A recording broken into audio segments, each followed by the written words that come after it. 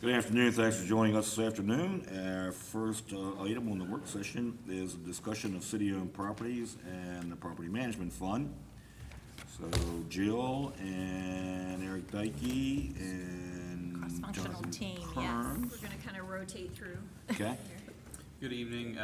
We would like to take some time here to discuss city property management, properties that are within, some are actually within different funds. We would like to discuss objectives, goals, strategies, budget impacts of city property ownership, and also look to establish a strategic direction for the property management fund. But once again, to reiterate, some of the properties that are listed in the memo, and as we go through the presentation, it should be noted that some of the properties are in separate funds and are distinctly different programs, but clearly on a general level of property management, we wanted to make sure everyone was aware and what the current status is and strategies are for those properties. So to get started, I was going to speak about our community development block grant properties. These properties are all federally funded through our CDBG program. We do have 4 different structures. Some of the structures are duplexes with multiple units. We have 212, 214 North Jonathan Street. That was purchased by the city in 1993. It's been a long-term property. We have 2 units for sale there. We have property at 441, 443 North Jonathan Street, another duplex structure purchased by the city in 2005. We have a property at 64 East Franklin Street, purchased by the city in 2014. And we have a property at 261 South Prospect Street, purchased by the city in 2015. All of those properties are essentially in move-in condition, with the exception, I would say, of 261 South Prospect, which the plan for that is to subdivide into a duplex. It's currently 4 what I would call substandard apartment units. The 212, 214 North Jonathan needs some minor maintenance, but is essentially move-in ready as well. These properties are restricted through some of the block grant regulations. What we would like to do is come back to the mayor and council for some proposed updates to the homeownership program guidelines that we may think help ease some of the restrictions on the properties. Since the program, at least what I could research, has started when it was started with the city, all homeownership units, including the duplex units, so both units of a duplex, are income restricted based upon the CDBG regulations. There's actually a loophole, or maybe that's not the best word, but there's actually a rule or regulation within the CDBG guidelines that allow duplex projects that are CDBG funded that one of 2 units is actually one of the 2 units can actually be resold or sold to a new user that's not income restricted. So we would have to make updates to our current guidelines to allow duplexes to reflect that 1 of 2 unit regulation. So currently, everything that we have, all the duplex units, they have to be sold to CDBG restricted homeowners, CDBG income restricted homeowners. If we update the regulations that would align with the actual caveat in the CDBG regulations, we could lift income restrictions off of 1 of those 2 units for each duplex. But you have to, you can't sell them below appraised value, right? That's another guideline suggestion, and we have that in our current local guidelines. With approval from HUD, I don't think there would be anything holding us back for negotiating a sale below appraised value. So one other thing we would like to look at is to maybe provide some flexibility in the guidelines to allow staff to negotiate sale prices that may come in below appraised value, but at the same time, we may lose some, I guess, quote unquote, money when we're looking at the appraised value, but we've had some of these properties now over 20 years. Yeah, I was going to say, your problem with these properties too isn't the income restriction, right? You just can't move these properties for the appraised price that they're at. I think that's some of it, and the Jonathan Street properties, I mean, the renovations now are, to this point, even if they're renovated, they are dated renovations. So, I mean, for all intents and purposes, they could probably use some kitchen and bathroom updates, but we're trying to limit maintenance expenses and money and putting money into the properties. Needs cone painting in the front. 212, 214. Yeah, that needs some It's terrible looking. Yes. exterior work. Yeah, that was a strange setup too as well. It's got wood siding on the front and vinyl siding halfway up the side. So I'm not sure what, those were early 2000s and before most of our time. But Does it have to go to a homeowner per federal guidelines or per our own? Per our own, and that's another potential update that I mentioned in the memo, that we have a few options to look at. We could potentially look at tweaking the guidelines. I would recommend maybe for those older duplexes, we could potentially offer opportunities to sell to a homeowner that maybe could then buy the entire structure, and they could use it as an owner plus one occupancy. But to answer your question, those are our internal guidelines that require it to go to a homeowner. Federal guidelines would not restrict to home ownership or rental. We sold some in our homeownership program to Habitat for Humanity. Yes. A few years back. Could we do that again? Yes, that could be possible. It would all depend if Habitat's a willing buyer at this point. I think we looked at them previously, but that may have been under different Habitat ownership a few years back, and we could revisit that as well. Are we allowed to demo any of them? We could demo them. There would just then be consideration about the ultimate end use of the lot and how that would impact the CDBG objective. So there could be a potential of having to pay money back in the future if the lot was used for something that didn't meet a CDBG national objective.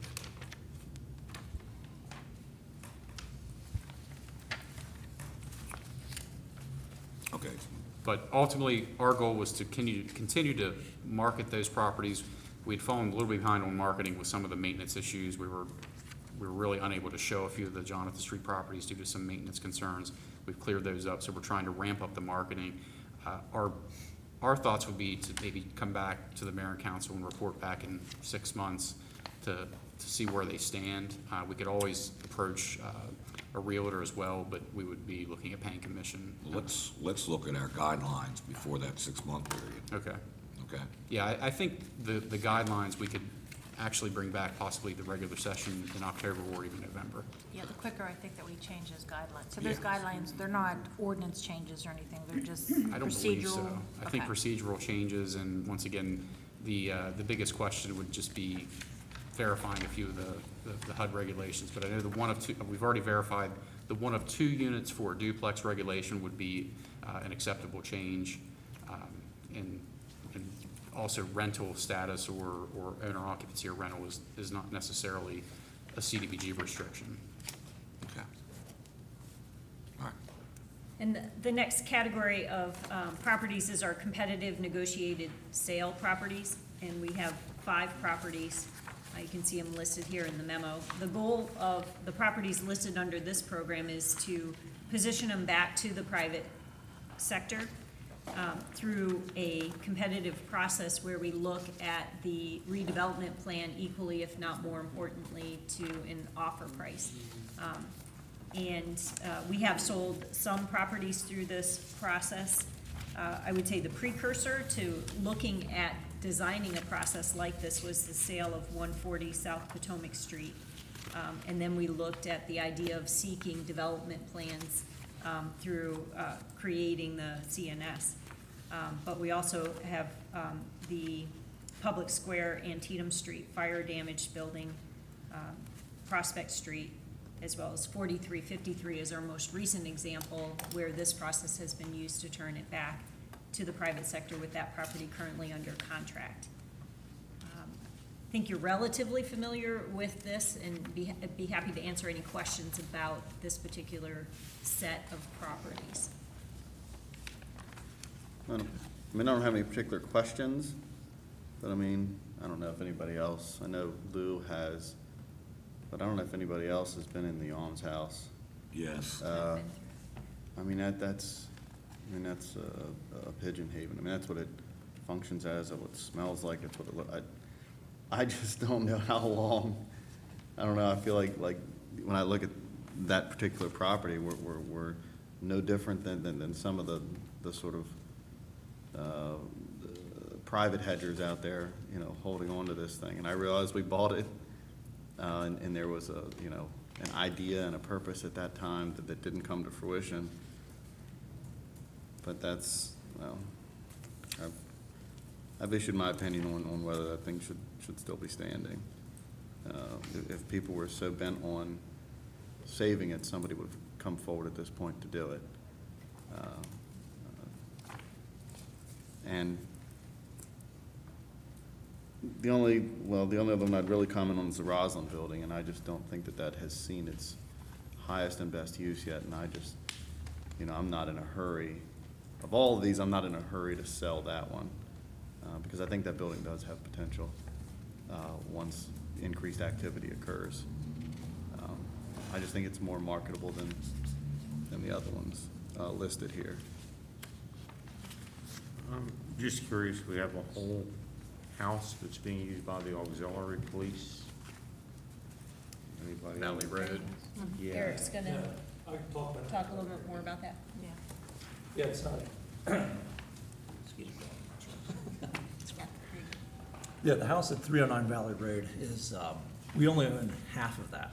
It's a double. My understanding is we only own half. And it was purchased as part of the fairgrounds property. We're still digging into the paperwork because it was back in 97 or 98, so we're trying to figure out how that all came about. But that property is tied to POS funding. That's part of the reason it was never sold, because in the deed that we recently uncovered, thanks to Jonathan, there's a lot of strings attached to it. So over time, what happened is that property was more or less given to the auxiliary police to use. Currently, the auxiliary police are in it. There's a ham radio operator out of it, which Mike Panel, who kind of oversees the auxiliary police, is a ham operator. And I think there's also an officer, there's an office in there for an officer for one of the neighborhood groups. But for the most part, the auxiliary police do operate out of there. All right? And Eric and Amanda are gonna run us through the next two categories. Can we back up to the Alms House real Sure. quick? When that property was purchased, Early 2000s. yeah, I think it was around 2003 or 2004. Sounds about right, yeah. And it was city funding, it wasn't federal. Right, it was like 90 grand Yep. direct city That's funding correct. for the, I guess at that time there was the interest in the Civil War Museum. As I recall, and we'd have to go back and look at notes, but as I recall, I thought the purpose was to actually raise the building and create parking in that area. But then it was decided by that council at that time not to do so. isn't it on the historic registry? It is now. Yeah. I don't think it's on the National Historic Register. Oh, okay. Might be on Maryland's historic. I think it's, Steve Bachmiller would have the most accurate answer on this, but I believe it's our own local historic district. It's like a one-property historic district designation, and Steve would have to clarify that, but I don't believe it's on the National Register of Historic Places. I actually think that property was bought in '06. It was earlier than that.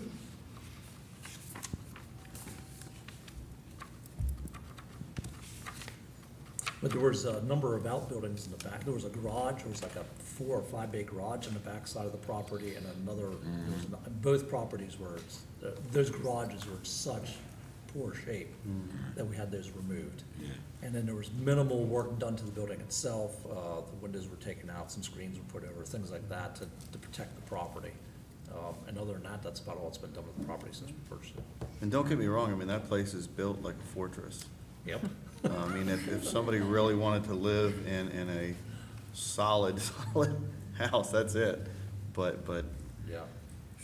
And right now, it's kind of chopped up inside. $100,000. They, whoever had it at one point, cut up some rooms and built some other rooms, but it needs extensive work if you want to renovate the property.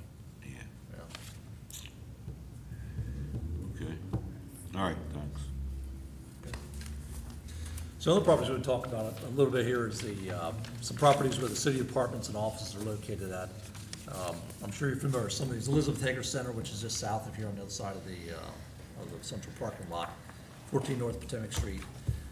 The first floor, main floor of the property is state offices, Dollar, Department of Labor License and Regulation, and the CVB. The basement used to house the city ballet until they relocated about 1.5 years, 2 years ago. Currently, the downstairs is being used by some operations by the police department and the auxiliary police have an office down there. And then on the upper floor is DCED, and then there's some office suites.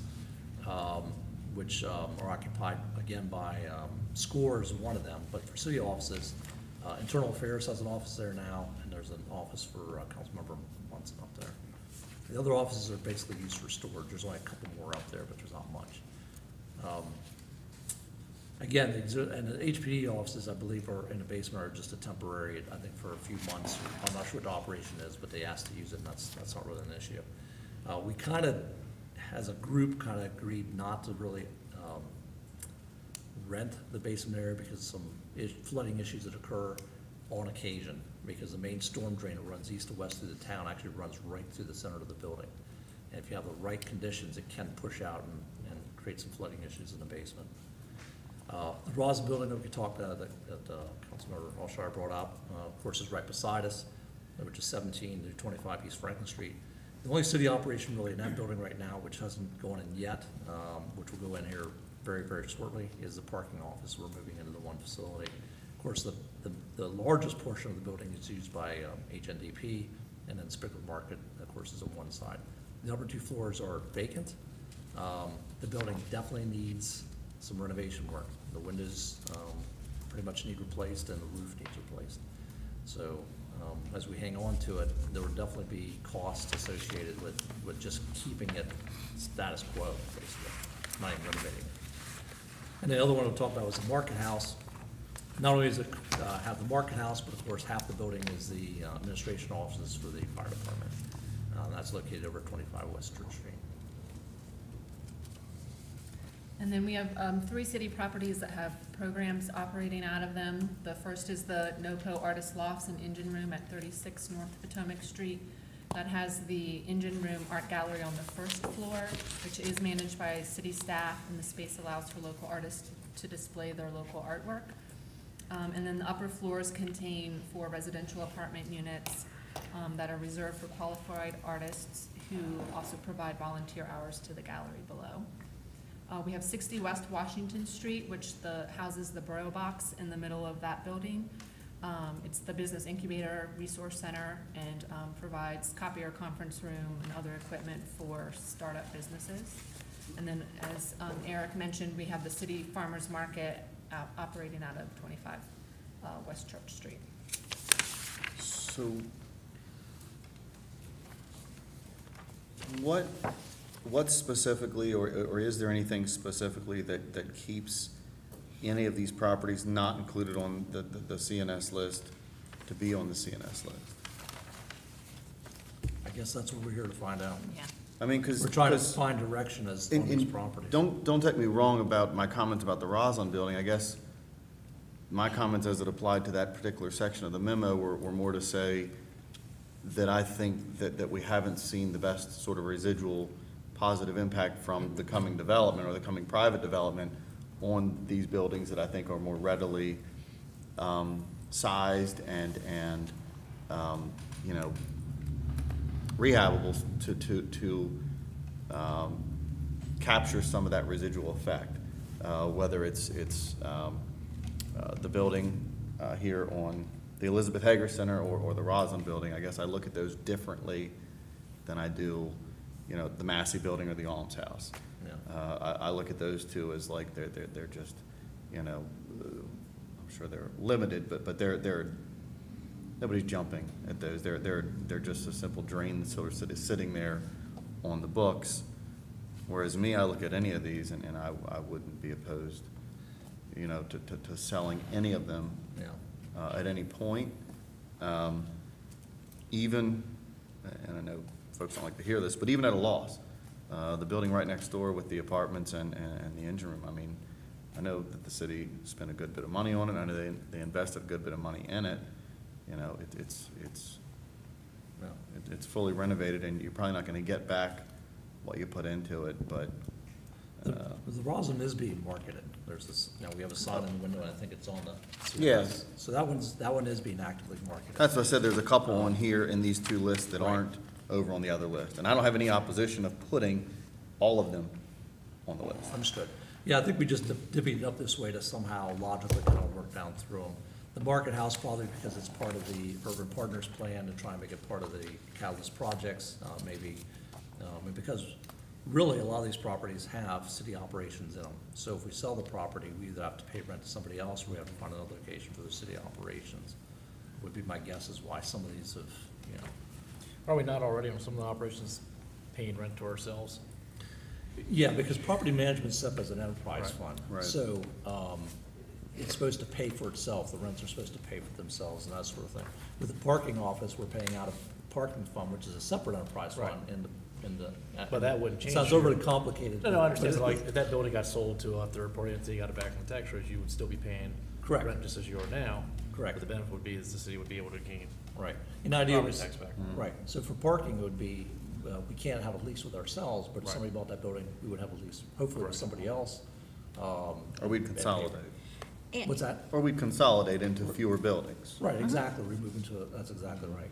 Or it's an extra incentive for somebody who's looking to invest in the property. They have guaranteed cash flow because they have paying tenants on the ground floor. They're generating some cash flow to help them renovate the second unit. Like to me, I don't view this, this operational category much different than than what the county's doing. At the county administrative offices where we, you know, we went forward and we bought the PNC building because, you know, there was an attempt to sort of consolidate, operations in more singular locations. And I guess, you know, I look at the Roslyn that if we were able to sort of shed some of these other, properties and have to consolidate, you know, then the Roslyn becomes a viable option to do that, because then you're more centrally locating, all of those services. And we're kind of doing that now anyway by putting Yeah. those other functions in it. But that's why I say for me, I wouldn't have any, reservation about, shedding any of these other. Right. And like Elizabeth Hager Center at one point was, there was no city operations in there. The second floor was the teleworks, which we supported but wasn't a city operation. And we actually owned a clock tower building, which was closer to the square. And code initially, or at one point, was in the second floor of that. So it was a Civil War Trust, and so was, I can't think of the other person was. And then we sold the building and combined economic development and code together. They ended up at the Elizabeth Hager Center. And there was plans to renovate the Roslyn building at one point, but then the economy tanked and the money wasn't available, so. But if we could sell off some of those other properties Oh, yeah. and then direct that money to, you know, a more consolidated effort like that building, Yeah, it'd be a win-win then. yeah. And I think that exactly what you're mentioning is part of the impetus for us to be here, all of us. The other part is, you know, so we kind of walk through the narrative on the different types of programs and the different types of properties. And one of the things, as Jonathan has mentioned when he specifically addressed CDBG properties, monies that we've used to acquire some of these buildings, if we were to resell, would have to go back, like CDBG, that monies on any of those that sell would have to go Right. back within that fund and would be designated then for them to use for something that was eligible for CDBG funding. But we have a nice chart, Well, and before you go on, speaking of that, it's the same issue we'd have with Roslyn. We could consolidate and put city offices in there, but we'd have to pay back the fund, just like we did with parking. For a call, we had to pay back $45,000. CDBG acquired it. The CDBG, so if we Right. put offices in there, sale from another property, we'd have to pay that first before the money would go up into renovations and stuff. Right. So, okay. So what we attempted to do in the chart was break it down by fund, and we did a little note at the very top, and I know that it's small, but we did that just to make sure that we're keeping focus. And so for things that are at the top of the chart are things that are owned by the general fund, which are our residential properties at the parks. We talked about them. Ronnie couldn't be here this evening.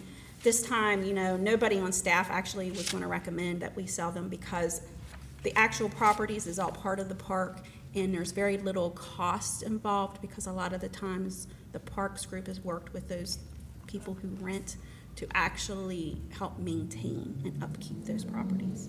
Yeah, most are paying market rate. Yes. That's been adjusted over the years. A lot of the parks properties in history was city employees that lived there, and they were Yes. called caretakers, was their union title. So they actually received less salary, and their part of their salary was living in the house. So they didn't have to pay rent or pay a mortgage, that sort of thing. But over time, what happened was that the employees were paid appropriately, and now they pay the appropriate market rent. So those, I'm familiar with most of these properties. If you have any questions, I can probably answer a few questions on those. The but- parks themselves, I'm assuming, do we own the park? Correct, we Yes, do. that's correct. And the So residential. why don't we residences, just so. merge those into one property? All of the parks? No, not all the parks, but like, you're talking about like this house that's in the Stanley Park or the house that's in Wheaton Park or whatnot. Why do we still have them kept as separate deeds? Because of where they're physically located with I that don't individual think that parks. they are, They may Like, not, they like may this, not be. this, I don't think they I'm not are sure they- separate deeds. Yeah. Like the one the in house, the house located at Staley Park is part of the whole deed, Right. and it's all one Of big the parcel. park, yeah. All of the area that is Staley Park. Right, if you wanted to sell the house, you would have to subdivide the property and actually take the property. A lot of these houses. No, I'm not recommending doing that. That's He- I'm just trying to He's figure talking out about why. maybe why it's- consolidating all of them all together. Oh, I don't, yeah, I'm not sure what to see on the list there, but. I There's don't like think they're- 5 different ones. I don't all think the they're different separated, parks. they're part and parcel of the Part park of the itself. park. Yes, that's a correct. question though, if there's a separate deed for each one of those I don't think there separate is. city. I think the house is part of the. It's part of the property. park, it is part of Okay. the, or, yes, there's That's a one. good For the question. entire park, and the house just happens Happens to to be be on it. one Right. located within Okay. that park. Some of these, Councilmember Alshire, I was one who said the same thing. I'm not opposed to selling any of these, as long as we have a strategic plan and a goal and a vision, but we wanted to ensure that we provided enough data that if we said, hey, we want to sell the Elizabeth Hager Center, that we know that there are some city operations in there that we would have to look at relocating and some other items. For me, the biggest part of this chart is at the middle to the bottom, and it's everything within a separate property management fund. As we have talked about, it is to be a business type or an enterprise fund, meaning it should be self-sustaining and self-sufficient. But the reality of the property management fund is if you added up all those lines where you see 58, total revenue for property management fund in fiscal year 17 is about $374,000. Total expense is $808,000 for a loss of $434,000. This is not the first year of this type of a loss in property management. And actually, as of today's date, property management fund has $51,000 in cash. So what is occurring within property management fund is we either sell properties, and we sell them at a loss, which is fine, but then we utilize what we sell them for things like the trail or for other funds, like we sell it at a loss, and then we give the money out of property management funds somewhere else to do other things. What is going to occur is we're not gonna have enough tenants generating revenue to maintain a sufficient cash balance that we're going to have to start providing a stipend from the general fund. In general, and that's what we would like Yeah, to but when you, avoid. when you list these expenses here, those expenses are all inclusive?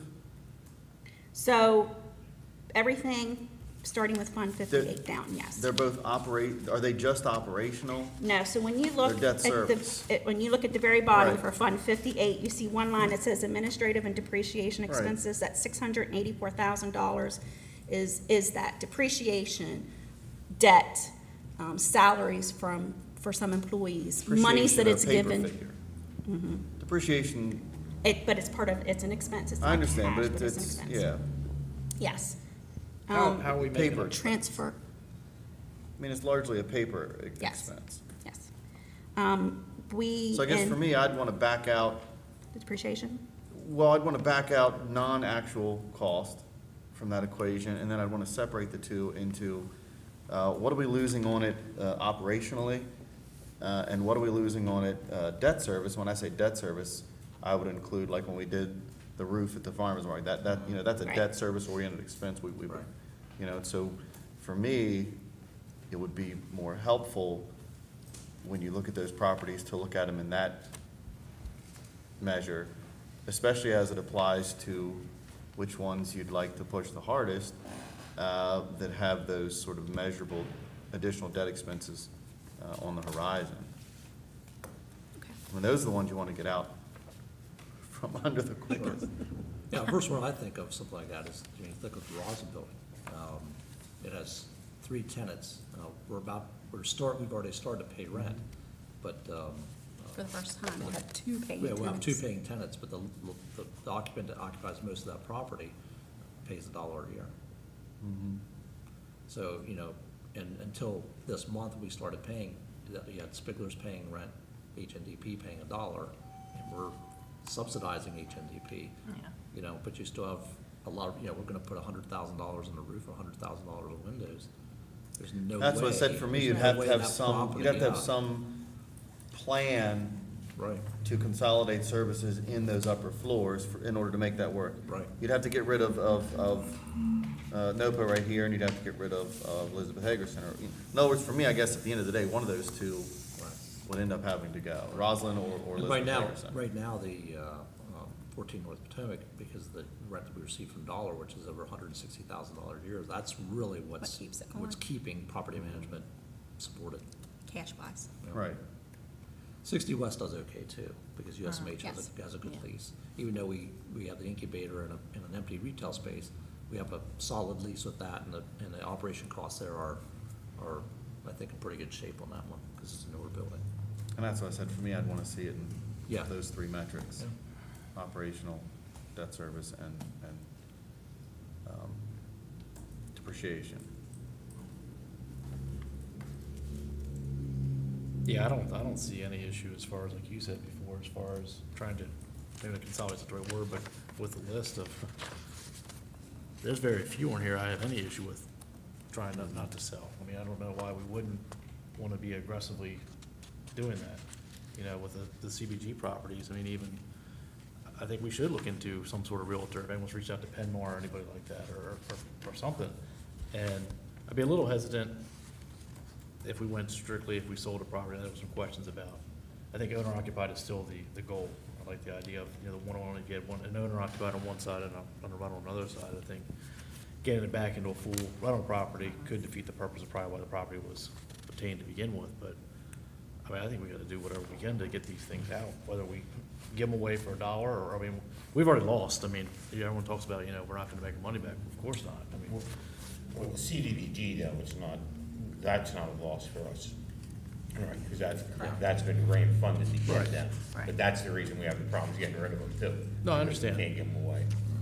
But, Yeah, I but, don't- well, I don't he said have about, any- he said about selling them for below No, and I think, appraisal I value, and I totally say, agree. I'm, We For have at those, it. yeah, I don't Yeah. care, but the ones that we've put the time and money in, I know that it's horrible, but, you know, the less we own, the more immediately better off we're going to be. Oh, absolutely. So I don't have a problem. I mean, I told everybody, I'd give the Massey building away tomorrow. I'd give the Yeah. Alms building away tomorrow. Sure. I'd give the 170 West Washington, I mean, the point in the buying that was that we got it for what, 27,000 and spent 68 tearing it down, and, you know, we got rid of I think we have to listen to all and any Horrible offers motel. out, you know, I mean, just, I'm not interested in giving them away and giving somebody, you know, $200,000 to dump in to fix it up.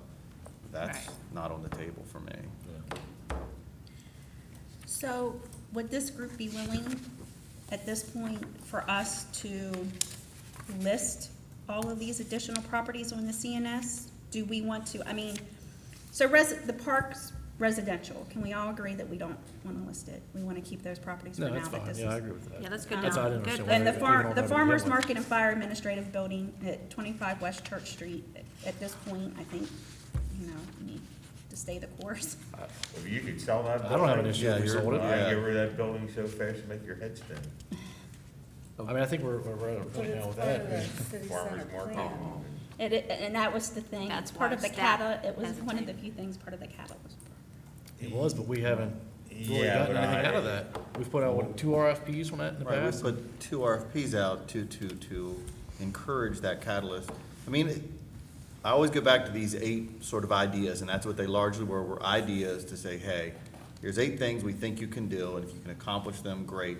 And none of those 8 ideas are set in stone or tied to one another to have to happen. Not only that, if somebody actually was interested in purchasing that Sure. building, they may be using it for a downtown improvement project that would be very good for us. So, yeah, and I agree with you, Kristen. I mean, these things are things we want to do and try to do, but that doesn't mean you can always achieve them.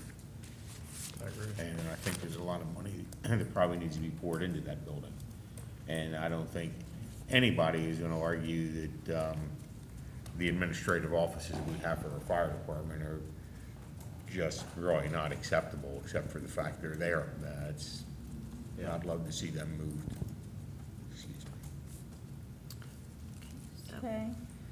Eldridge Drive, there's a picture there, it's literally the mulch man, but the problem we have there is it's a part of a much larger parcel. It There's looks really like you might be nothing. moving anyway. It's true too. Well, he owns a piece of property on the same street that he's developing to move, but it's just taking him a long period of time. I just don't have an issue, you put it out there, I mean, we make a decision, then if somebody makes an offer and comes back. Well, it's not a separate It's- parcel, it's just a fenced-off area is really what it is. We'd have to subdivide it, and it's not, it's only, Right. it's not a very large space, so. Sort of like right away that we've given other people. Right.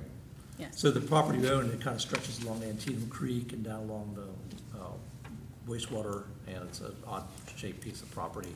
And right beside the mulch man, really what we use it for is our transfer site for millings and what we dump out of our sweepers, and then we haul it to the landfill, that sort of thing, so. It's not, I'm not sure it's a property area that really can be sold, honestly. But what we rent that fenced-in area for, it used to be a towing company, and now the mulch man uses it, so. So then we just come down to the items under Fund 58, because it looks like everything else, we're saying sell. Most of them are already on the CNS anyway. The Massey Building, 170 West Washington, 4353 West Washington, which is under contract. So Elizabeth Hager Center, put it on the CNS. Yeah, I mean, for me, I think that at some point, that decision's going to occur of where to have, you know, where to have those services. And again, for me, just in my mind, it's gonna be sort of one of these two locations. They're only making money off of that building? When you say one of two, which one, you talking about Roslyn, or which one? And Elizabeth Hager Center. Right.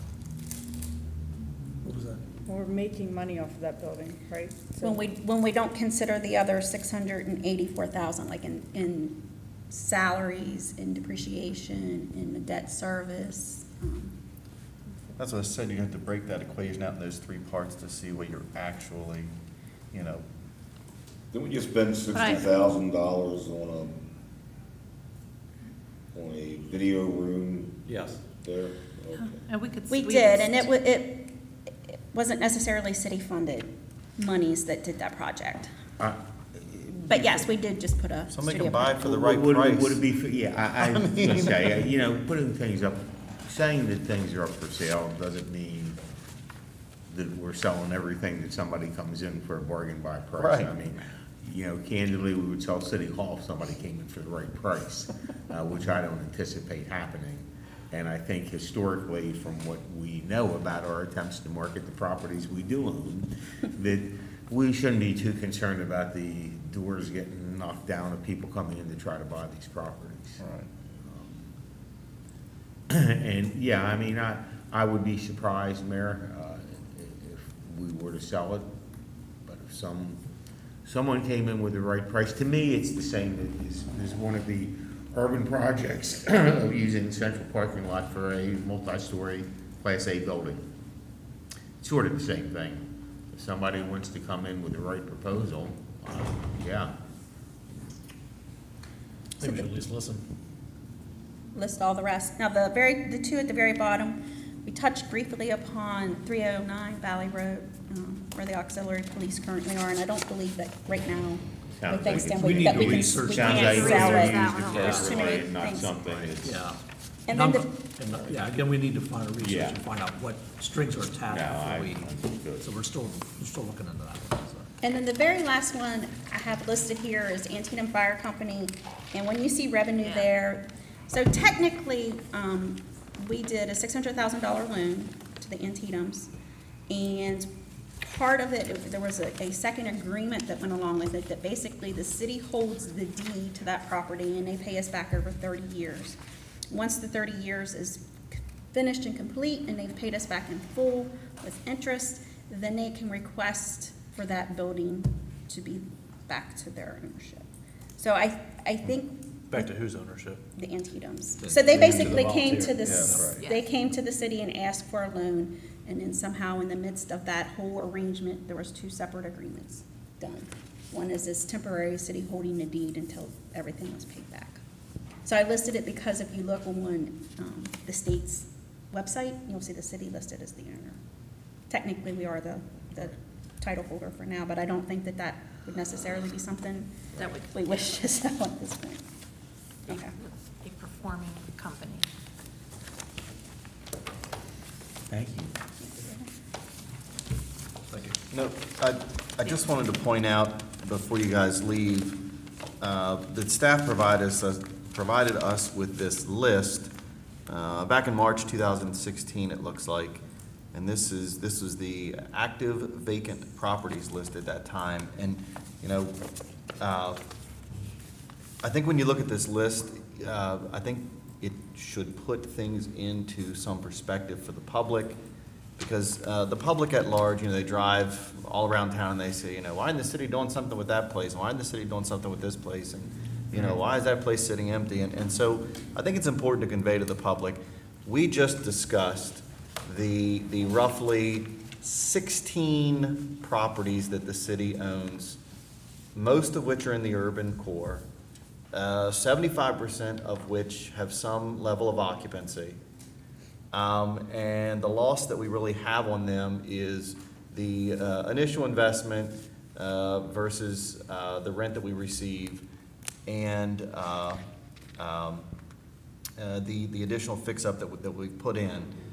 And when you compare that to the active vacant properties list, one thing you'll note of this list that there's almost 500 listings on it. So just for folks out there, you know, out of the 500 and some properties that you might pass and have that thought about, 98% of them are privately owned.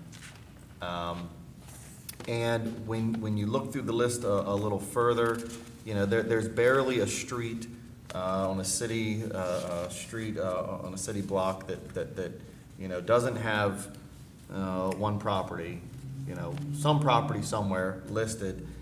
And when you look at the status, about half of them are in you know, some form of blighted status. And I think when you look at that and you say there's 500 properties and about half of them are in some blighted condition, number one, it should give pretty good public awareness of just sort of what degree of buying ourselves out of this issue we're up against. But the second, I think it speaks to the necessity, the very frank necessity that we need the types of tools within our code process to address these properties that otherwise only grow in that degradation over time. And there's two out there right now that I can just think of off the top of my head that I've been driving by nonstop that I know have had that code measure applied that I thank staff for doing. And I'm not going to say where they're at, but I see them regularly. So thank you guys. Do we want to have some discussion about engaging a realtor? What does the body think of that? Michelle, I don't know if we would have to do We some. would probably seek to bid that. And whether, you know, we only do one or if we, you know, secure multiple contracts with multiple agencies. I think we that's gotta what look at, I'd be interested in that just for something different. I mean, the fact of just listing on a website hoping someone's gonna buy it Right. clearly isn't working, so.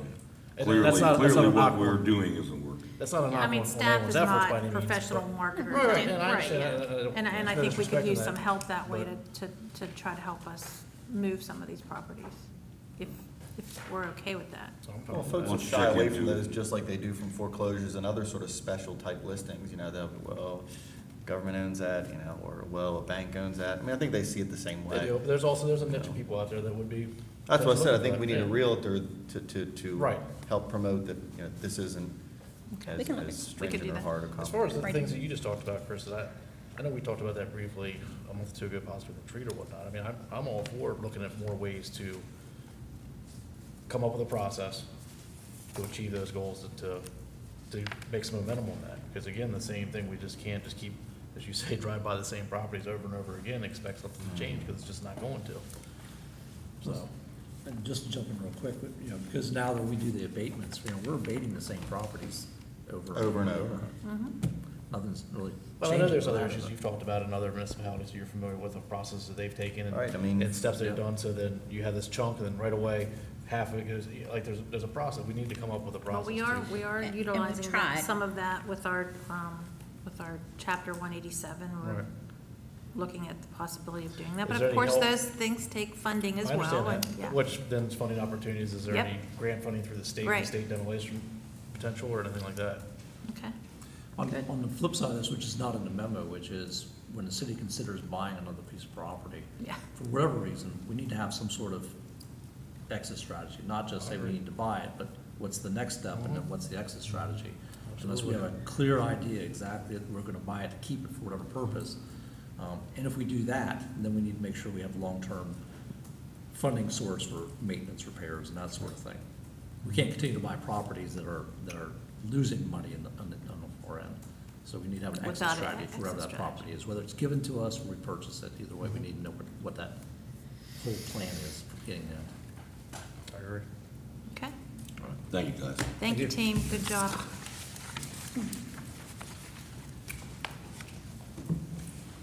60 West Washington Street, Borough Box, memorandum of understanding agreements. Oh. So I'm seeking today for support for 2 MOU agreements with the city and Frostburg State University and SCORE Hagerstown to provide them access to the Borough Box and the partner room, and in exchange for us giving them access to that facility, they would provide at a minimum 4 programs a year out of that space, benefiting the Borough Box users as well as other startups that might be out in the community looking for those kinds of programs. That's a very broad overview of those MOUs, so if you all are in support or have questions, let me know. I'm fine with it. I have no issues. Thank you. Thank you. Thanks, Amanda. It's back on schedule. Just want to buy the building. See ya. All right, Blues Festival discussion. Lauren's gonna join me. So we're back in follow-up to our August 22nd discussion on Blues Fest. And in August, we reviewed some of our challenges, including the financial performance of the event. And if you look at the event solely from a financial perspective, I think many would agree that the event was tracking in a non-sustainable path. And I think our finance director, if Michelle's still here, would support that. But especially as the Department of Community and Economic Development, in which Lauren and I both serve, that we recognize that there's other factors, including the tourism benefit, the economic impact, the arts and education benefit, relationships with our business partners and corporate sponsors, and very basically, the delivery of a very enjoyable event for our city residents. So we've led the path forward to identify some options that we're going to walk you through tonight. We've gathered a lot of input since we last met. And to clarify the Herald Mail article, not everyone listed in the memo and listed in the article are members of the existing Blues Fest committee, but we reached to the Blues Fest committee with a series of 3 meetings, and we also went outside the committee to seek input as we developed our recommendations. And I want to recognize a couple members of our group that are here tonight. I think I saw Greg Delaney with BP Lesky, beverage sponsor and top sponsor of the event, Mary Ann Burke with the Arts Council, and a lot of conversations with Dan Spedden with the Convention and Visitors Bureau as the tourism impact of the event. So today we're going to talk about our recommendations. First on the brand. Our recommendation focuses on keeping the brand of the Western Maryland Blues Fest, keeping to the established brand and the identity of blues music, possibly expanding out slightly to blues-related jazz, Cajun, other inspired blues music. There was some concern about losing the established brand if we were to shift to a generic or general music festival. We are recommending a 2-day event We feel a two-day event best matches our staff and volunteer capacity in a year of transition. And there are primarily three options that we want to walk you through. Option one has two components. Option one is essentially a traditional setup in the central lot, delivering the same powerful lineup of entertainment, but using a single stage versus a dual stage. And we received guidance in putting this plan together that we could do 15-minute stage turns and make a single stage work in the delivery of an equally impactful, if not possibly greater impactful event. So what we're recommending in option one is 1A is a Saturday-Sunday configuration, having Saturday be the central lot ticketed event, with Sunday being the free community event in City Park. And then a variation on that is shifting the free community aspect of the event to Friday night, and that's option 1B, where we're still delivering a benefit to the community and a downtown, almost a sound check party for the community as we prepare for the ticketed event on Saturday. And ideas in the community of Friday night being free and open to the public, family-friendly, family-oriented, potential of children's activities and/or family activities on that evening. And more of shifting the free component from Sunday to Friday night. Option two is the idea of a street festival similar to Wind Down Friday and Thunder in the Square that we had just a week or so ago, with the headliner performances happening on stage at the Maryland Theater. This format, we feel, involves significant more lead time than we may have. So while we included this option in the memo, it may be something that we want to look at for out years on the event. The format for this event has been done on a limited basis on a Friday night, but some concerns from the police department and from logistics group on how to take that same setup over a two-day period. Also, the urban improvement project has potential impacts to this format, that we may be very successful in producing an event in 2018, but the Maryland Theater has indicated their construction schedule for 2019 could have a significant impact on this, and we wouldn't want to have a false start with the event where we try something new, have a really great 2018, and have problems in its second year.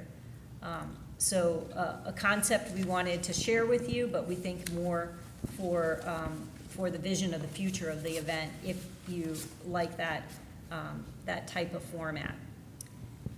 Included in the packet are some draft budgets. We did some broad summary as well as a level of detail. Essentially rescaling the event from a $250,000 event to just under $200,000. Again, with a $200,000 budget, we would still have the ability to provide a very high-quality, impactful event. We look at attendance over the 4 days, estimated at around 5,000 in 2017. In our projections, that we could expect attendance in the range of 5,000 to 6,000 in the two-day format in option number one. It's a working draft budget, so there's many variables that would yet to be further refined during the planning. I wanted to point out a couple of items. First, the event budget assumes that Blues Bash would continue in March, and we want to seek some feedback from you on having not only the 2018 event, but also Blues Bash. Blues Bash serves as a fundraiser for the main event. It has not performed solely as a fundraiser, but also supports gaining the attention of sponsors and driving a deadline for sponsorship and obtaining sponsorship goals related to Blues Bash. If you look in the budget in option 1A, it shows a total contribution of sponsorship and city contribution at $114,200. So this depends on the level of corporate sponsorships that we're able to realize. The history on the event is in the range of 80 to 90,000 that comes in corporate sponsorships. So if we're on the high side of 90,000 coming in from outside sponsorships, then the city's contribution would be 24.2. If in a year of transition, sponsorships don't come in at the historic level and drop to, say on the low end, 50,000 comes in corporate sponsorship, then I think a worst-case scenario for the city in terms of a contribution is 64,200. Is that in our current budget? No, So where will we get the money to pay for this? it's a point of consideration for us to discuss tonight. One area could be because we are reducing from a 4-day event to a 2-day event in the recommendation. There is 52,000 budgeted for city services, and we could come in well under the 52,000 for public works, police, and other city services. And we would be able to shift money from that line item to the expenses of the event. But one of the problems that I see is you decrease your sponsorship. I mean, what is obvious here is the people who come to Blues Fest were coming to a large degree as a result of sponsorship, Yeah, comp tickets. right? Correct. So you have more than, you have a total on Saturday, for instance, of 1,600 people, and 951 of them were comp to the sponsors. Now, if you don't get the sponsors, you don't get the people. And if you don't get the people, you don't get the revenues that you're all looking at. And I find it unbelievable that you're talking about attendance here of more attendance than we had in 2017 on the paid days. I mean, if you take a look at who actually paid versus the sponsorships, you're looking at 700 people coming. And I look at, just by way of example, how many people do you think were in Thunder in the Square? And how much did that cost the city? I mean, I don't know why we're tied in. 2,000 people? Hmm? 2,000 people? Yeah. And how much did we pay for that? Probably an insignificant amount. I don't know. And who is going to do this? Is the Blues Fest Committee doing this? We have existing Blues Fest committee members that are still engaged in the planning process, and we do have some vacancies. There's no doubt that we have some key vacancies as a fundraising chair. Over the last month, no one has emerged as a fundraising chair. And when do musicians have to be contracted for this? We sought some guidance on that, and we heard that the dead date for booking entertainment is the end of December. And we feel that, So we would be booking people before we had any significant sponsorships at all. On the wing and the prayer that we were going to end up getting the sponsorships. You could be in that, and that's why we wanted to make sure that we understood that we would still go after the sponsorships, but that we do Right, but have we could be- exposure. we could We have definitely some be- exposure. We could be into six figures exposure. But are we talking I about don't- booking the same level of acts as prior years?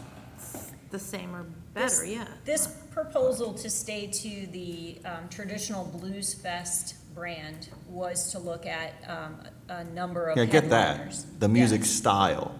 Yep, but also the quality of the entertainment. Yeah. That our expenditure last year on entertainment, there's a breakdown in the See, I detailed just don't budget. understand how we expect to do the same thing and do better than what the professionals who've been doing this for 23 years did in the last 2 years. I mean, we're talking about the same type of acts. The only thing we're talking about is cutting down the amount of time to do it. But on the level of what we're going to spend and hope to get, and I gotta tell you, I can't believe you're gonna find that you're gonna get the sponsorships that we're hoping for.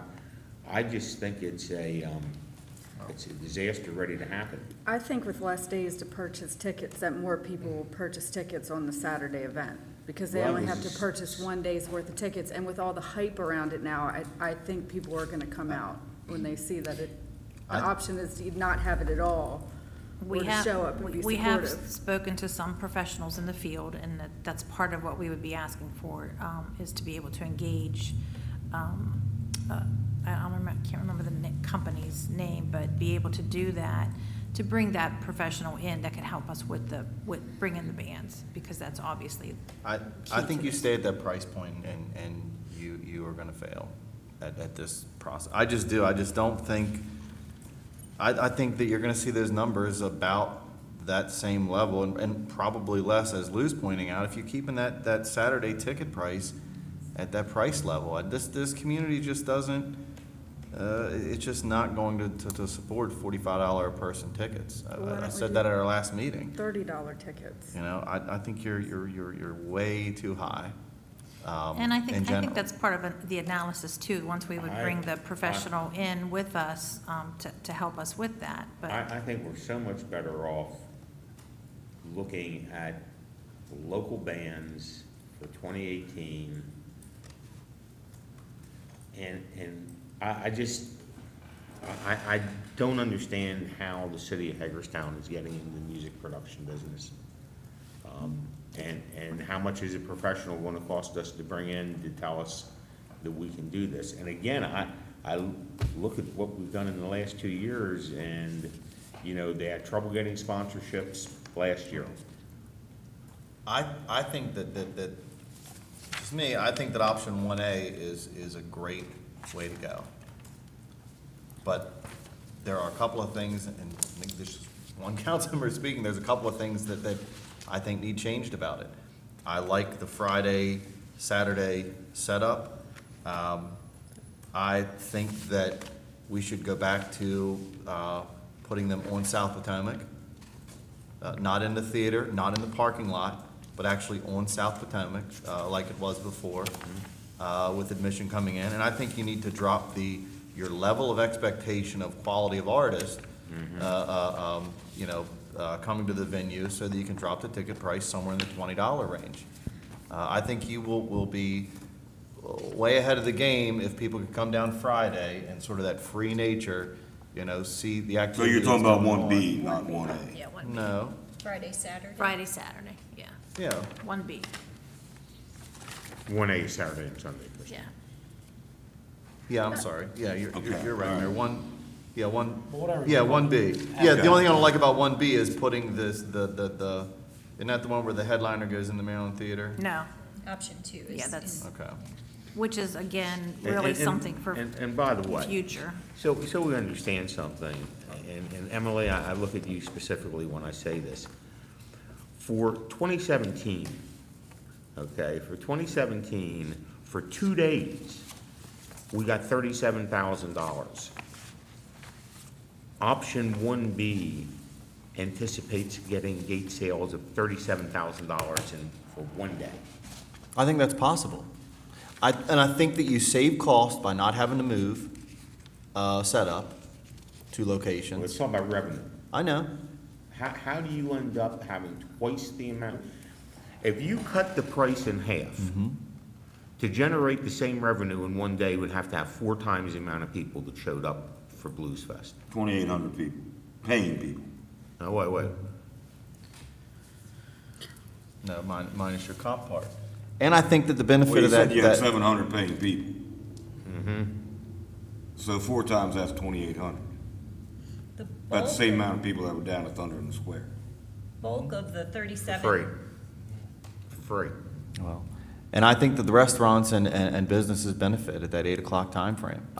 We like the 8 o'clock time. I frame think change. 7:30 would be great with me. I just think that it needs to be, if you're gonna do this, I think it needs to be in the square. You need to shut the square down like you do Friday and Saturday night, or Friday and Saturday for the whole setup.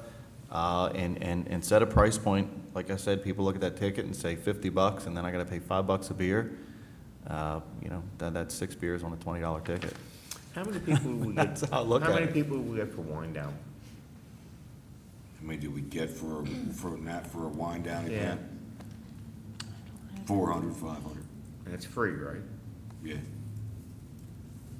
And it's music, right? Is there something I'm missing here? That It's we an don't- abbreviated timeframe. Well, that we don't I do mean, a it's- super wind it's a- down event. Yeah, but it's a 2 or 3 hour timeframe, Well, and you can't get a place to eat for an hour and a half. right. And meanwhile, the complaints, some of the complaints we've heard from our local restaurateurs around the Blues Fest is they don't fill up the restaurants. So, you know, are we better off, instead of trying to do all-day event, to do instead those hours, the wind down hours are a little bit expanded? We have the experience with it. You call it what you want. You don't have to call it wind down. You give it another name, and you don't have to go out and find, I just don't see this happen. I mean, it's almost the middle of October, and we don't have one sponsor lined up. We don't have one band lined up. Do we have anybody who has any ideas about bands at this stage of the game? We, as Valerie talked about, there is potential for contract services of someone who is That's the. another expense to hire an agent. Yeah, but did the sponsors leave? I mean, Haven't we're we had talking about like they sponsors for 22 disappeared, years now? right? We have the list, and somebody with some modicum of intelligence is gonna grab that list, right? And they're gonna go, okay, these 30 people sponsored last year. I'm gonna make cold calls, if you wanna call them that, to these 30 same people, and we're gonna explain, here's the event, you know, parameters for next year, would you like to participate? And the answer's gonna be yes or no. I understand that. And it might be at a different amount. All I'm saying, it's right now almost the middle of October, and you go to a sponsor, especially these $10,000 sponsors, and first thing anyone knows, what's the lineup? And by the way, if you think the sponsors haven't been reading the paper to know where a Blues Fest is at right now, so what's the lineup, what's the plans, what you doing? And the answer is, well, we're working on it. We I gotta have, imagine that's probably been similar in years past, though. No. If I'm not wrong. no, because. When they ask what the lineup is, I don't know The- the lineup, and we're I already. think the lineup would come together in November, December timeframe. And Carl spent the whole Security year till- looking for bands though, right? We haven't even started looking yet, is that right? Yeah, but we do have, we're not reinventing the wheel, Lou. I Okay, know, this I- is something that's been going on for 22 years. We aren't gonna reinvent the wheel, we're downsizing the wheel. And we still have, besides the contracted services, we have Joe, who we've talked to, I know, and who's willing to help in the, besides MC, but also to Yeah, help we arrange think between Mr. some- Boyd and the contract services, we could have the expertise to bring in quality blues bands. Has anybody gone out and talked to sponsors yet? I've had some conversations with sponsors. And gotten Yes, positive numbers?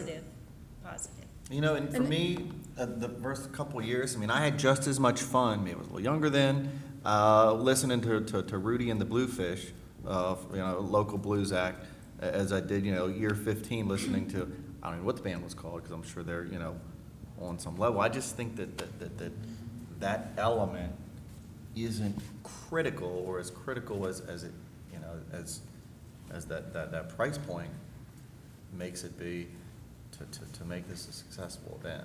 I think at least one top high-end act is Right. important, because people travel for the Blues Fest. People blues artists and fans travel, which is why, But I They feel come like the here. more we've brought them in, the less interested people are to pay that amount, because it's, like it or not, it's fairly the least, you know, prescribed, you know, I guess, draw. And so if you're losing your average numbers, you know, if your average person that just wants to go down all day Saturday and enjoy it at a certain price point, I mean, they're just not, so you gotta build up those numbers. I mean, the numbers are what they are, you're comping out, you know, way more, and that's a misnomer, It's not a stuff, comp. It's yeah, not a that's stuff comp. that was printed in the paper and people are talking about. No, they're not comps. People need to They're paid. understand that they're paying X amount. Paying a lot of It isn't money. like you're just walking around giving away tickets, people are divvying up a good sums of money so that deficit, you know, is as minimal as possible. It isn't like they're just, you know, handing them out for no purpose at all, so. No, more like $100 a ticket. what the sponsors are paying essentially. Yeah. I support option 1B. I think we should keep it downtown. And I like the Friday family day, similar to a wind down, but not a free community event, and the all-day Saturday ticketed event. And I'd love to get it out of the parking lot. I definitely agree it needs to be out of the parking lot, back in the square like it was originally. And shut down the whole, Well, when you're Main talking, thoroughfare like we that's do. something that we have to think about then, because if we're going with option 1B, and the Friday evening piece would be simple enough, but are you really talking about shutting down the entire square for all day on Saturday? I mean, Yeah. absolutely. Okay, I mean, we did it with 2 stages, one at, what was it, the one year it was one on South Potomac and one on, West Washington. no, East Washington. No, West Washington. Was it West Washington? Yeah. Okay, and you know what I mean, and it functioned, successfully. Are there concerns about that change of venue in 18 and what it looks like in 19?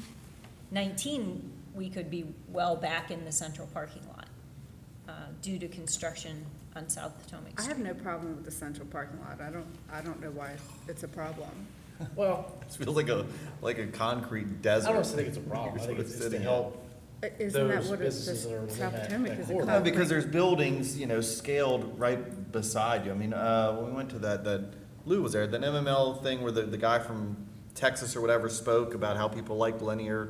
I mean, he talked about that very idea and how it does draw people in because they like that linear presence and the hierarchy. I think you were at that. yeah. And yeah. so I guess that in my mind resonates with exactly how I remember those 2 different I things. think what being. staff was thinking about in this Friday, Saturday scenario was a Friday night street event that might include combination in University Plaza and something else in Central Lot, and then Saturdays in the Central Lot, See, to me, I'm and thinking not in similar the to street. what Lou had said, like the Thunder in the Square wind down event, where you have a wide area of the city cordoned off.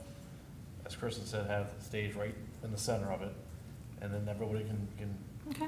benefit from the impact. But it's gonna be a ticketed event, right? So if we close down South Saturday. Potomac Saturday Street, would be. right, so all those businesses that are there are not gonna get business unless somebody buys a ticket? How do you make that Well, work? we're hoping There's- to have there's- multi-thousand people in there, so.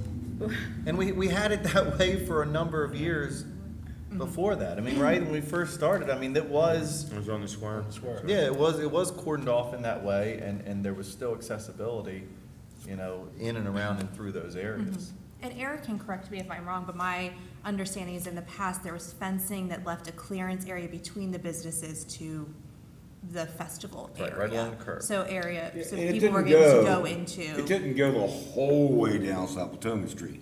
It only went to like. About the in front of in front of Right. Bisla. Right. Yeah, Yeah, and so, I mean, and that's where the stage was, so you couldn't get past there And anyway. then when it's. Unless you left the that first gated block of area and Washington you Street walked also. down. right about to where the light is. To the Schmackle Stube or something, you know, but. I think what staff And is it provided looking at shade. is, you know, how you reconfigure it for 18 and then reconfigure it again for 19, because you won't be able to have the same event. We won't be able to have the street festival in 19. You won't be able to Likely do not. 19, Because, why? That's a huge. because the construction of the Maryland Construction Theater. Maryland Right, but we're not talking, we're going past that. We And just wouldn't get past that, right? BISPA's and the other construction we as back it well. up. You still have the stage right in the square, and you There's go still up Washington space Street, between you go those. up Potomac Street. I think we cross that bridge when we get to it. Yeah, I but don't think that's logistically should scare us off from. I say we do whichever one costs less. Costs less in square, costs less in parking lot, that's which one we do. We have budget problems. Well, I'm looking Because for does the it, biggest, does it really matter? I don't, well, I think it does to the businesses that want to have the greatest economic impact. Yeah, I think for Right me- now, you have for everyone me in it the parking does. lot, that's all you hear from, you know, the GOAT, any of them. They're like, well, yeah, we see everybody over there, but Well, that was the whole idea behind having a break, like from, like on the paid night, especially on Saturday, having a break like at 7:30 and having the last band start like at 9:30. That way people will have 2 hours. It keeps them downtown because we're gonna go to the main event. And it lets them go out and eat in restaurants and do those kind of things. And you can still do it if you do it in the square. I mean, it's no different than there or Central Lot.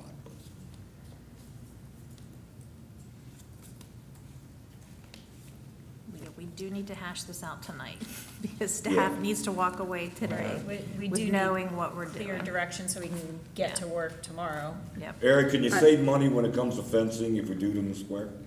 No. You still have to fence off the area. When it was done back in the square, the fence went zigzag the whole way through the square, it was about 6 feet off the buildings. Because you have to allow egress, you have to allow. Yeah, I understand. But we kept it as close to the buildings as we could. But you still have to fence off the entire area. Now, it may change a little bit because the wind down, you're allowed to carry drinks, whoever, you know, we have to talk about that a little bit, but you're still gonna use a lot of fencing. I would anticipate there be increased police costs as well. Currently, we don't administer too large of a street closure, if any of a street closure for Blues Fest in downtown. You would talk about a traffic control plan that would catch people at Burhan's Boulevard and redirect traffic if you're talking about a closure of West Washington for a prolonged period of time. So you would almost assume there would be increased police costs associated with something that's based out of the square rather than central lot. Or a sign. Yeah, that doesn't sell me. Yeah. I can tell you, the Put some setup, cones up. the setup That's the is street easier to closed. send that lot. Eric, The what did you setup- say, Eric? Yeah, the setup in the central lot is easier for this reason. We set it up before, and you're right, we had 2 stages. The first one I did was in 2000, so I've kind of evolved with the program. Basically, you're closing down the street at midnight, and because it used to be on Saturday, it was on Saturday. So at midnight, you close the street, and 10 hours later, you had 2 stages, 1,500 chairs, vendors, and it's a mad rush in 10 hours basically to get everything set up. Now, if we go to 1 stage, that eliminates 1 stage and that sort of thing, but it's still, you can't close it down for 3 or 4 days just to get it ready like we do now. We close the central lot, and on Thursday, we're prepping, Friday night, you're up and running. You do it down in the square, you close off streets, you limit your time of what you can actually put in there. What about the stages? So obviously, we had stages in the past, so that shouldn't be a problem. Well, the issue is all logistics. You have to time everything. They have to go in at a certain time and a certain pace, so you're not on top of one another. It can be done. It was done before. And the reason it moved to the central lot, because we flat out outgrew the square. I wouldn't recommend the stage, I wouldn't recommend the stage being right in the square, because it depends on which way your people are facing. If you come up North Potomac, you want to leave the deck and access the lot open, obviously, for parking.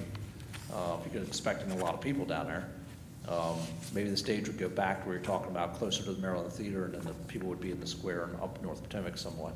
But it wouldn't be right in the square.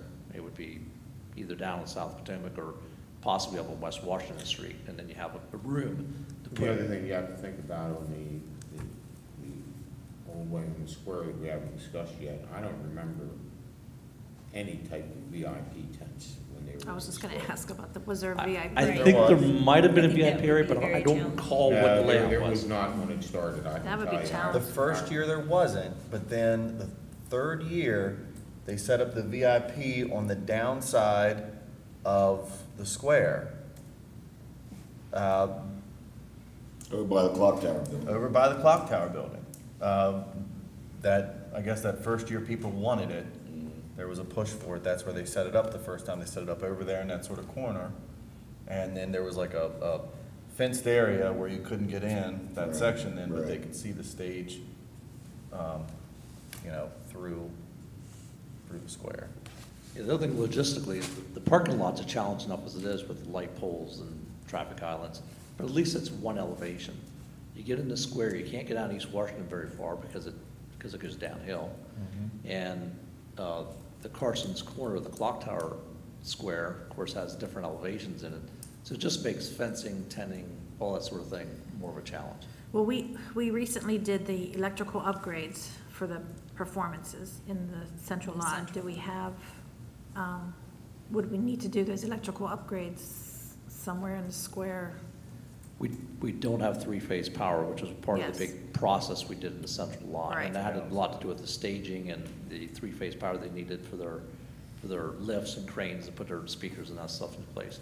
There is power in the square, but it is definitely limited because obviously we focused and moved put the our money 2 in. largest events in downtown, which is Blues and August Oktoberfest, to the central lot. And that's why the time and effort was placed down in there. I say option 1B in the parking lot, charge $30 a ticket. It's less than last year. Hopefully it'll generate more people to come. If you guys want to hash out the square conversation, that's fine, but I'm fine with the parking lot. Sounds like Yeah, it I'm would be a on the lot parking lot, easier too. I don't have for all concerns parties with the involved, square, especially with especially construction happening in 2019. I hear Eric's concerns, and I'm concerned in the tight window of time of a change of venue. I love the concept of an event in the streets, but I'm concerned about a change of venue and having a misstep as a result of that. And especially one that's gonna change the following year, or might have issues the following year. I don't like the And idea, I don't like the and unknown I about think the it electricity. answers, I think if we have a break on Friday and Saturday night, it answers the question about how do we drive people into the local businesses. You know, they can go, they can take that hour and a half or whatever and go eat or go get a beer at the American Ale House or whatever, you know, and then it keeps them downtown for that main attraction, that last set. When I think like at Wind Down, the restaurants work together, you can take your beer into 28 South or wherever, we could do something like that, where if you have a On Friday wristband. night. Yeah, if you have a wristband from the Blues Fest, maybe you get $1 off your beer, 10% off your, bill or something like that. And work together with all these downtown restaurants to help advertise that, to encourage people to go visit them. Absolutely. And I like the idea of a break in the program. So where the current schedule in the memo has us going to 8 o'clock and ending, that we would, as the mayor's saying, stop at Maybe 7 o'clock. 7, from 7 to 8:30 or 9, and then bring your headliner back to the central lot and finish at 10. Yeah. And again, I think that keeps everyone downtown. It's a bit of a compromise and a path forward. Really what we wanted to do tonight is find some path forward to produce a quality event in 18. As we heard clearly in August that we wanted to program on that weekend. Are we okay with that in the central lot? Yeah, Mayor, I don't support the whole idea, but I have no problem with it being in the central lot. Okay. We just gotta figure price points and stuff like that. Paul? I'm with Kristen. I'd love to see it move back downtown in the square and be able to have maximize a huge, like a street festival. To me, it doesn't, I'm not in logistics, so I can't speak to all of it, but I think- as Lou said, we just had Thunder in the Square 2 weeks ago and had 2,000 or 3,000 plus people. Granted, it was a free event. I understand that changes some things up, but I don't know. I think maybe that's the goal to work towards for the future of the event. I don't know. Maybe the event moves to the plaza. And I was thinking the plaza myself, but The I two don't want plazas. to throw in too many problems. no, the new plaza That's. that will construct, that'll be constructed behind this one, I don't know. So we got 3 for the central lot. Contracted services, we would want to come back to you according to our purchasing policies, and there's a special events purchasing policy that would allow us to engage in contract services. I think what's being offered by a national expert in delivering and producing as well as owning Blues Fest, as well as other resources in the area, I'd like to come back with a clear recommendation to engage in contract services if you're open to that. I think we would. I have to go, another meeting, but I'm just gonna say this as it applies to that. If what that entails is a ticket price point at these numbers I'm looking at, I have little faith that you're going to increase the numbers even with the change to a Friday. I love that change. All I'm saying is I just don't see the average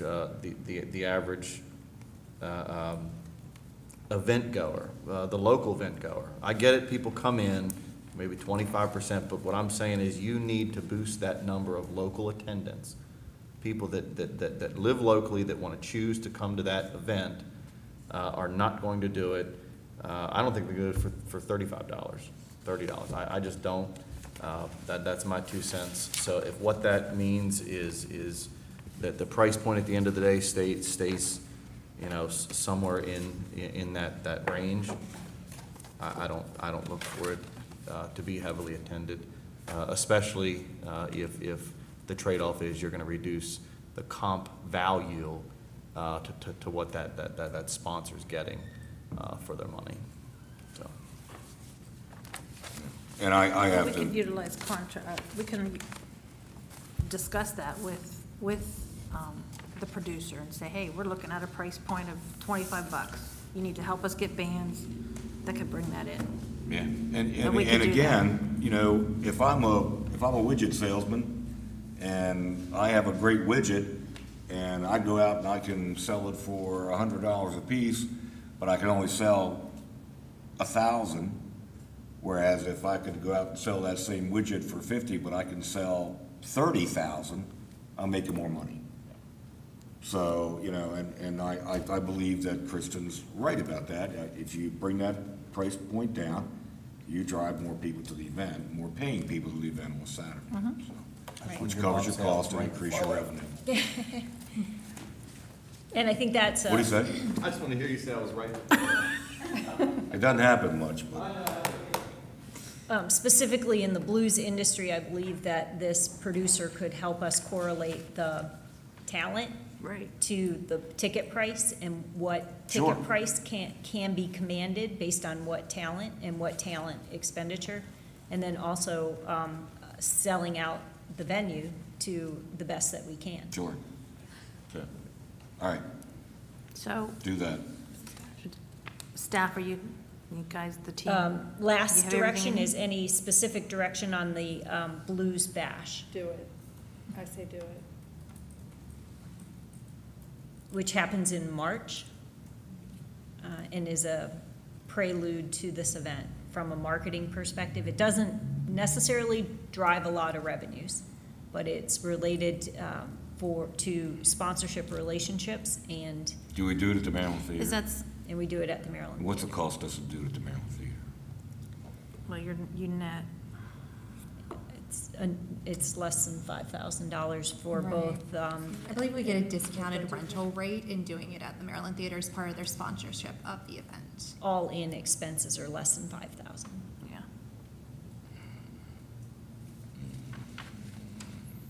And is that something we? Maybe that's something we can talk about, Or yeah. is that something we talk to the producer about to see if that's valuable for bringing in attention to the event or sponsorships, but, Revisit that one? yeah.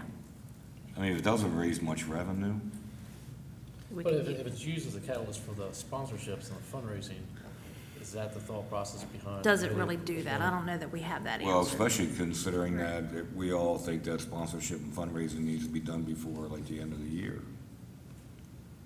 Yeah, Which goes back to how has it been done these last 22 years? I mean, again, we're not reinventing the wheel here. How has this process? Right, all right. Been I don't working to wanna- begin with. I don't wanna reinvent the wheel. Right. But I don't know, is it advantageous financially to have the Blues Bash? Or at the Maryland Theater? And maybe that's something we need to talk to the Maryland Theater about. or I would prefer maybe not having the Blues Bash and using those dollars towards the possible hole that you're going to have, because you're gonna have a hole, That's a possibility as well. right? What was the feeling from the committee members you met with? I think they're supportive of the Blues Supportive of Bash. holding the blues bash. Yeah. I don't have an issue. So that's something we Surprising to can- find we out can $3,200 flesh out and then. 190,000, I don't really Yeah. think that's, you're talking 1.5% of the total budget. All right. I don't have an issue. Yeah, 30, it seems like a very small expense. I just know I went to the Blues Bash and downtown was popping that night. The restaurants were crazy. There was people everywhere. That's what we need downtown. So for Thank you. $3,200. We make that up with some of the price point changes and hopefully some Yeah, I of mean, the I other just, I feel like it's worth it. If you guys wanna hold it, Well, that's fine, but we could just, I think the impact to downtown, when I was there, I think you guys were there. I mean, there was a lot of people Yeah. downtown, which is what we want. So the 4,900 in Blues Bash revenue, is that net after the 3,200 no, expenses? no, that's No, so we gross. make 1,700 bucks. Yeah, it doesn't, it doesn't. So meanwhile, just for my 2 cents, as I see it, because I have this, you know, this real good recollection of April and May of last year. And I It's just gonna be here quick. I just want to emphasize that as I understand it, right now, we are still $200,000 in the hole, and now we're getting ready to spend unbudgeted money, right? Just so we know, when April and May comes around, and the votes are no to raise taxes or to spend money, it's easy to spend in October and November, and August and July, and then when March and April comes, it's going to be, oh my God. And we're already $200,000 in the hole right now. Well, And, well, unless somebody's gonna tell me we have any hope of getting even $100,000 in stormwater management fees this year, right? Because we had $200,000 in revenue from that's this stormwater current management fees. fiscal year. And you have to remember that you were projecting a $2.7 million shortfall for fiscal year 19. Right, And don't and- forget the conversation we just had over at the county. Right, and we're So- just sitting here talking about a potential 6-figure loss that isn't even budgeted. I mean, Oh, Blues Fest already was budgeted for this fiscal year. It's budgeted. not at a loss. It's budgeted to To break break even, Mm-hmm. Which, It's budgeted to and break then we even. allot the $52,000 And for I city just, services. you know, Mary, you and I, last night, due to the work of one single individual, we were able to see 150 people from out of town eat dinner in Hagerstown. We see Thunder in the Square that's put on by people other than the city. We're sitting here as a council trying to manage a blues fest that's been put on for 25 years by a full-fledged committee of people with experience. And again, you know, I can tell you, I have no problem with saying, yeah, do it there. But when it comes to voting to expend money, you three are going to do that voting, because I'm not going to vote to blindly spend unbudgeted funds that could be 6 figures when we still haven't got an explanation of how we're going to pay for the deficit we have. And I fear the answer is going to be, and I found out we were told never to do it because it would be so easy to continue once you start, because the answer is going to ultimately be, well, we'll take it from the reserve fund, because I don't know where else you're going to get it. And if we do that, and then we find we're in a 6-figure deficit from the Blues Fest, where we're gonna get the money, we'll take it from the reserve fund. You know, and Paul, you've said to me in the past, oh, suddenly you're fiscally responsible. We're all due respect. The fiscal responsibility, there's 2 types of politicians as I see it, whether you call them Democrats or Republicans, conservative, liberals. One is tax and spend, and the other is spend. Okay? Now, if everybody's willing to say right now that we're willing to say if we have a $100,000 loss, that we agree that we're gonna make it up with the tax increase and not go after the reserve fund, that's fiscally responsible. If one's gonna say we're just gonna blindly spend unbudgeted money and haven't even decided where we're gonna pay for it if it comes out at a loss, that's not fiscally responsible. As long as everybody's willing to say, we will cover whatever loss by a tax increase next year to make up for it, I'm fine with it, and I will go and I'll vote for spending the money. But if I'm gonna find that, no, the answer is, we're not gonna raise taxes to pay for this, we'll just dip into the reserve fund again, that's not fiscally responsible, and I won't support it. Okay. All right. You guys got your direction, thanks. Thank you. thank you. City Administrator, any comments? No, sir. Lou, anything else? Wonderful night last night, Mayor. It was Hagerstown, Indiana, 150 seventh grade students and their chaperones at the Hagerstown Diner, and it was wonderful. Paul? No comments. I hope to see everyone at the Day of Hope downtown this weekend. There's one in the public square and one at Hagerstown Sun Stadium from noon to 4, I believe. Different churches and organizations are giving out necessities. There's gonna be music and activities, so hope to see everyone there. I don't have anything. So we're adjourned until next week.